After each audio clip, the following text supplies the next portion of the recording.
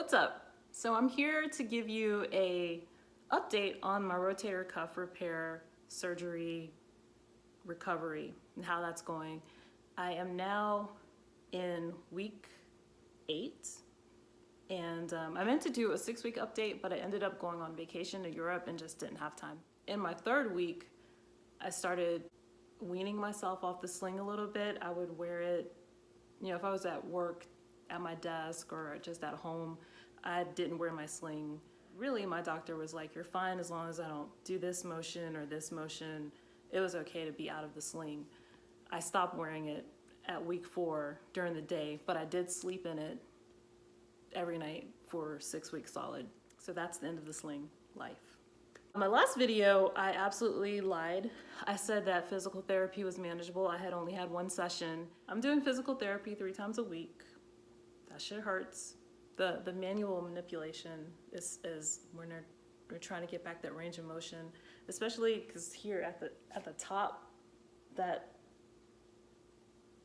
all of that is painful.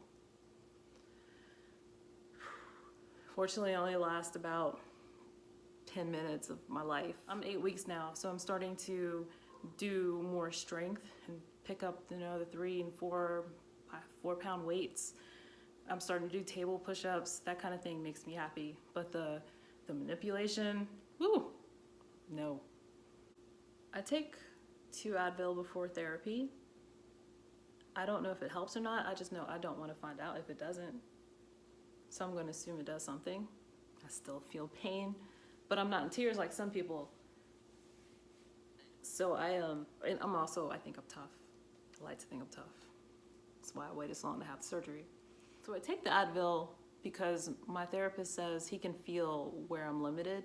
So it actually has nothing to do with the faces I make or the grunting or yelling that I may or may not be doing. I'm on the table tapping out most of the time. He doesn't listen, just keeps torturing me. And hopefully one day I'll look back and say, that was for my own good. I'm glad you did that. Today is not that day. I started my active range of motion at week 6. My therapist was like, how high can you lift your arm? And I think I was like, I could do that. It was just, I felt like Frankenstein. It was really weird. But now, I got that. And my arm was so heavy, but now that's no big deal. I can do this.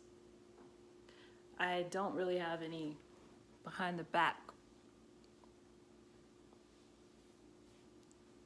motion. I can do that, which makes me feel like I can run, but I still got a long ways to go on the range of motion, and it scares me because that means torture from the therapist. I went for my 6-week checkup with my surgeon, and he pretty much just told me, you're doing a good job, keep it up. To which I'm like, I'm paying for this? So I'm struggling with going back for my 3-month checkup, because if he's just gonna tell me I'm doing okay, I could save my money.